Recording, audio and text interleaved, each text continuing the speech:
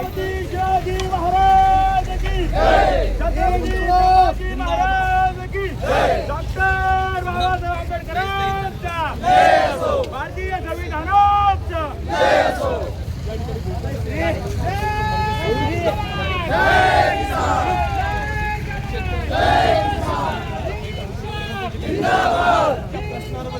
जिंदाबाद जिंदाबाद, जय जवान जय किसान, जय जवान जय किसान, जय जवान जय किसान, अरे वागतोस काय अरे वागतोस काय शेतकऱ्याचा वाडा जय असो, जय जवान जय किसान, जय जवान जय किसान, डॉक्टर बाबासाहेब आंबेडकरांचा जय असो, धर्मवीर छत्रपती संभाजी महाराज की जय, जय जवान जय किसान, अरे फाशी द्या फाशी द्या मला फाशी द्या फाशी द्या फाशी द्या शेतकऱ्याला फाशी द्या फाशी द्या फाशी द्या शेतकऱ्याला फाशी द्या फाशी द्या फाशी द्या शेतकऱ्याला फाशी द्या, जय जवान जय किसान. त्यांचे आमदार संतोष दानवे यांच्या काळामध्ये शेतकऱ्यावरती 13 शेतकऱ्यावरती गुन्हे दाखल करण्यात आले. सिल्लोड फुलंब्री तालुक्यातील सर्व शेतकरी आणि भोकरदन तालुका आणि जाफराबाद तालुक्यातील या ठिकाणी शेतकरी, या ठिकाणी आमचे मित्र विकास जाधव असेल, नारायण लोखंडे असेल, शेतकऱ्यांच्या मागण्यासाठी 5 दिवस त्यांनी उपोषण केलं. उपोषण काय होतं? 6000 या ठिकाणी विहिरी मंजूर झालेल्या आहे 2 वर्षापूर्वी. भोकरदन पंचायत समितीच्या बीडीओनं विहिरी मंजूर केलेल्या आहे. आपल्याला सर्वांना माहित आहे की या शेतकऱ्यांची कधी नार्को टेस्ट केली आणि यांना ज्या बीडीओनं कधी या 6000 विहिरी दिल्या, तर मी माझ्या आईची शपथ खाऊन सांगतो ही फुकट कोणाच दिलेली नाहीये. 25 ते 50 हजार रुपयाचे रेट होते. ते कोणा घेतलेले, यांच्या दम असेल तर या ठिकाणच्या माजी पुढाऱ्यांनी, ज्या ठिकाणी जे खासदार असेल, आमदार असेल आणि तो सुरडकर नावाचा व्हिडिओ असेल साबळेजी, यांनी नार्को टेस्टला तयारी दाखवा. मी माझी स्वतःची नार्को टेस्ट करायला तयार आहे. या 6000 विषय ज्या विहिरी मंजूर झाल्या आणि या 6000 एका गावातील एका सरपंचांना त्याचा फार मोठा वाटा आहे. या ठिकाणी सरपंच साबळे साहेब तुम्ही आहे ना, तुम्ही सरपंच आहे ना, काय रेट होता तुमच्या गावाचा? 25,000 यांच्या गावाचा रेट. असे अनेक सरपंच या ठिकाणी आलेले. तुम्ही बी सरपंच आहे, काय रेट होता तुमच्या गावाचा सांगा? कोणत्या गावाचा होता? 50,000. त्या 50,000 जिथं रेट असेल तिथल्या सरपंचाचा 25,000 हिस्सा. मंगेश भाऊ, तुम्ही ज्या ठिकाणी फुलंब्रीला आंदोलन केलं विहिरीसाठी, आमच्या इथल्या काही सरपंचांनाही सुद्धा त्यांचा वाटा त्याच्यात ठेवला. इतकं होऊन या शेतकरी बांधवांच्या त्या विहिरी मंजूर झाल्या. 2 वर्षापासून या ठिकाणी मास्टरनिंग आलं नाही. एका शेतकऱ्यांना विहीर खणण्यासाठी 4 लाख रुपये कर्ज काढलं आणि त्या शेतकऱ्याची आता आत्महत्या आणि त्याची स्वतःची किडनी इकायची परिस्थिती त्या शेतकऱ्याची निर्माण झालेली आहे. म्हणून त्या जाणवेत गाय गोटे असेल, गाय गोटेचा रेट ठरलेला इथं 15,000 ते 20,000. नारायण भाऊ असंच ना, असे रेट ठरलेले. त्यानंतर घरकुलाचे असेल, मी 2 महिन्यापूर्वी उपोषण केलं, अजून मला त्यांनी यादी दिली नाही पंचायत समितीच्या व्हिडिओनं की या तालुक्यात ज्यांना घर नाही बांधलं, पण तो जर का आमदार, खासदार आणि एखाद्या सरपंचाचा नातेवाईक आणि ओळखीचा असेल आणि त्याच्यासोबत चिरीमिरी झाली असेल 15 ते 20,000 रुपये, तर त्याला 2 हप्ते त्या ठिकाणी घरकुलाचे टाकण्यात आलेले. मी स्वतः 2 महिन्यापूर्वी उपोषण केलं. आचारसंहिता लागल्यामुळे 4 तारखेला मला डिसेंबरला ते उपोषण सोडावं लागलं. मला त्यांनी माहिती दिली नाही आणि त्या ठिकाणी आज त्या घराला ज्याला हप्ते दिलेले आपण जर का चौकशी केली, माहिती RTI मध्ये जर का विचारली, तर त्या ठिकाणी ते घर उपलब्ध दिसणार नाही तुम्हाला. छत्रपती शिवाजी महाराज की जय, डॉक्टर बाबासाहेब आंबेडकरांचा जय असो. भावांनो, खऱ्या अर्थानं माझा जीवही लहान आहे आणि बोंबलू माझा गळाही बसला. ज्या प्रश्नासाठी तुम्हा आम्हाला एकत्र करण्याचं काम आज मंगेश दादांनी केलंय, नारायण दादांनी केलंय, विकास दादांनी केलंय. खऱ्या अर्थानं आज तुमच्या शेतीला मालाला भाव नाही, तुमच्या कापसाला भाव नाही, सोयाबीनला भाव नाही आणि या प्रश्नावर एकही चोट्टा नेता बोलायला तयार नाही. म्हणून तुम्हाला भावांनो, काय परिस्थिती आहे सोयाबीनची, काय परिस्थिती आहे कापसाची.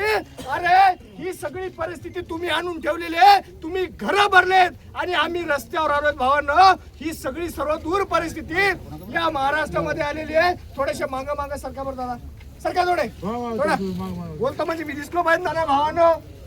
तुम्ही आम्ही आमचं तुमचं लेकरू जर एक दिवस उपाशी असलं तर माय त्याला विचारते की बाबा रे तू जेवला का नाही, आणि त्या ठिकाणी बाप सुद्धा विचारतो त्या लेकराला की बाबा रे, बाप मायला विचारतो की अगं लेकरू पोरगा जेवलं नाही काय झालं. आणि तुमची आमची सर्वसामान्याची शेतकऱ्याची लेकरं 3-3, 4-4 दिवस उपाशी असतात तर एकही चोट्ट आणि एकही हरामखोर त्या ठिकाणी विचारत नाही. ही परिस्थिती लागली मनात पाण्यानं थांबणार नाही जोपर्यंत नारायण दादा, मंगेश दादा आणि विकास दादांना न्याय मिळणार नाही तोपर्यंत आम्ही थांबणार नाही. तोपर्यंत भोकरदनचे भूमिपुत्र शेतकऱ्यांच्या न्याय हक्कासाठी जेव्हा त्या 5 दिवस चालणाऱ्या उपोषणाकडं इथलं शासन हे डोळ्यावर पट्टी बांधून चूप राहतं, मुख गिळून गप्प बसतं, तेव्हा त्याचा आवाज बनून या भागातलं धुरंधर व्यक्तिमत्व असलेलं शेतकऱ्यांचा पोरगा सरपंच मंगेश साबळे हे तहसील पर्यंत येतात आणि झोपलेल्या तहसीलदारांच्या कानामध्ये अरे कर्मचाऱ्यांनो, ज्यांच्या शेतातलं तुम्ही अन्न खाताय, एका दाण्याचे 1000 दाणे करणाऱ्या इमानदार मायबापाच्या पोटी जन्म घेणारे शेतकरी पोरं जर कशासाठी नारायण लोखंडेचा रस्ता मंजूर झाला नाही म्हणून, नारायण लोखंडेने एखाद्या स्मशानभूमीचं काम मागितलं म्हणून, विकास जाधवने एखाद्या रोडचं काम मागितलं म्हणून, एखाद्या कामाचा टेंडर मागितलं म्हणून याच्यासाठी उपोषण होतं का? अरे उपोषण होतं आमच्या बापाच्या घामाच्या धामाचा हिशोब मागायसाठी उपोषण होतं. आमच्या विहिरीचे पैसे द्या, आमच्या गोठ्याचे पैसे द्या. आम्ही आमच्या माईच्या गळ्यातलं मंगळसूत्र मोडलं आणि पैसे लावले का नाही? तुमच्या माईच्या खरं सांगा, लावले का नाही? व्याजाने पैसे काढले का नाही? यायच्या 2-2 वर्ष पगारी होत नाहीत का चोट्ट्यांच्या? महिन्याच्या महिन्याला होतात का नाही? बरं महिन्याच्या महिन्याचं होऊन बी मेलेल्या शेतकऱ्यांच्या माथ्यावरचं लोणी खाण्याचं काम करतात का नाही? करतात का नाही? तर तोंडात वाजून न्याय आता घ्यावंच लागेल. खूप दिवस झाले आम्ही लढाई खेळल्या नाहीत, खूप दिवस झाले आम्ही लढाई खेळल्या नाहीत, माजलेल्या झाडांच्या फांद्या तलवारीनं साळल्या नाहीत. वाटलं नव्हतं कधी आम्हाला शेतकऱ्यांसाठी लढावं लागेल आणि ज्या आरामखोरांना आम्ही गादीवरती बसवलं त्यांच्याशीच भिडावं लागेल. कोण म्हणतो झुकणार नाही? अरे इतिहास वाचला नाही करे कसे गोगवते सह्याद्रीचे वारे. ज्या वेळेस शेतकरी रणांगणामध्ये उतरतो त्यावेळेस दिल्लीच्या तख्तालाही धडके भरतात. एवढी ताकद तुमच्या आमच्यामध्ये आहे. म्हणून या ठिकाणी सर्व शेतकरी बांधवांना एक विनंती करणार आहे. या ठिकाणी खूप वेळ झालेला आहे म्हणून यासाठी सलग 4 दिवस उपोषण केलं. त्यानंतर तालुक्याच्या प्रशासन ऐकत नाही. शेतकऱ्यांच्या 6000 विहिरी मंजूर झाल्या मात्र मस्तर काढल्या जात नाही. प्रलंबित प्रस्तावांना ES दिल्या जात नाही म्हणून आम्ही इथं 5 दिवस उपोषण केलं. तालुक्याचे सन्मान्य तहसीलदार लक्ष द्यायला तयार नव्हते, तालुक्याचे गटविकास अधिकारी लक्ष द्यायला तयार नव्हते. खरं तर आज तालुक्यातली एवढी विदारक परिस्थिती झालेली आहे की शेतकऱ्यांनी व्याजानं पैसे काढून सिंचन कामं केली. या हरामखोरांनी 50-50 हजार रुपये शेतकऱ्यांकडून वसूल करून स्वतःचे घर भरण्याचं काम केलं आणि ज्या वेळेस शेतकऱ्यांना निधी द्यायची वेळ आली तेव्हा आता शेतकऱ्यांना नेमाटी लावू लागली. यांना पंचायत समितीचे प्रस्ताव सापडत नाही. शेतकऱ्यांकडून पैसे घेतले त्यावेळेस यांनी प्रस्ताव घेतले मात्र आता ज्यावेळेस शेतकऱ्यांना पैसे द्यायचे वेळ त्यांना प्रस्ताव सापडत नाही. आता जे नवीन आलेले गटविकास अधिकारी श्रीकृष्ण वेणीकर म्हणून आहे यांनी आता एक नवीन नियम काढला की फाईल दाखवा पैसे मिळवा. आता फाईल मध्ये काय तर बायकोच्या नावावर पाणी नसलं पाहिजे, शेतकऱ्याच्या नावानं 2 आणे पाणी नसलं पाहिजे. शेतकऱ्याच्या आता खरं तर काही लोकांनी ते सोलारसाठी बोरवेल नावाने केले, त्या बोरवेलला देखील पाणी नाही. मात्र आता यांनी पहिले पैसे घेऊन यांचे खर्चून संपले. आता यांना पुन्हा पैसे लागत आहे. त्यामुळं त्या पैशासाठी यांनी पुन्हा शेतकऱ्यांची कामं अडवण्याचा विडा उचललेला आहे. पण यानंतर आम्ही शेतकरी पुत्र यांची मनमानी अजिबात खपवून घेणार नाही. शेतकऱ्यांची आडवाडवी केली तर तुमचं कानपाड फोडण्यात येईल असा इशारा मी यावेळी देतो. आणि आम्हाला दाबण्याचा प्रयत्न इथले राजकीय प्रस्थापित नेते असतील, संबंधित अधिकारी असतील यांनी कदापि करू नये. कारण शेतकरी आता जागे झाला आहे, शेतकरी न्याय ऐकण्यासाठी आता एकत्र येतोय. त्यामुळं सर्व शेतकऱ्यांनी यानंतर कुठलंही काम आणलं तर नक्कीच मंगेश साबळे असतील, विकासराव असतील, आम्ही आपल्यासाठी मराला देखील तयार आहोत. आपण खांद्याला खांदा लढावं. बोलतो थांबतो. त्यानंतर विकास शेतकरी एकजुटीचं या ठिकाणी उपोषण करत असताना त्या ठिकाणी मंगेश साबळे हे या उपोषणाला पाठिंबा देण्यासाठी आले होते. या कुंभकर्णी झोपलेल्या सरकारला जाग करण्याचं काम मंगेश दादांनी हलगी वाजवून केलं. तर त्यांच्यासह आमच्या 13 शेतकरी पुत्रांवर गुन्हे दाखल केले. या ठिकाणी मी एक जबाबदारपणे विधान करतो. हा गुन्हा या ठिकाणी राजकीय सुडातून झालेला आहे. या इथल्या स्थानिक नेत्यांना पुढाऱ्यांना असं वाटतं की माझ्या मतदारसंघामध्ये आंदोलन झाले पाहिजे नाही, या ठिकाणच्या शेतकऱ्यांच्या कष्टकऱ्यांचे प्रश्न उपस्थित झाले पाहिजे नाही. पण आता तुमच्या किल्ल्याच्या बुरुज ढासळण्यास सुरुवात झालेली आहे. आम्ही शेतकरी पुत्र जेव्हा जेव्हा आमच्यावर असे गुन्हे दाखल होईल अशा गुन्ह्याला आम्ही भीक घालत नाही. म्हणून येणाऱ्या काळामध्ये रक्ताचा शेवटचा थेंब असेपर्यंत शेतकऱ्याच्या न्याय हक्कासाठी आम्ही लढत राहू. जय जवान जय किसान. नंतर सुनील सर. खर तर एसीतला आणि मेट्रोतला प्रवास फक्त श्रीमंतीचाच होतो आणि गरिबी राहते तशीच मांग जनरलचा डब्बा भरून, गरिबी तशीच राहते मांग जनरलचा डब्बा भरून.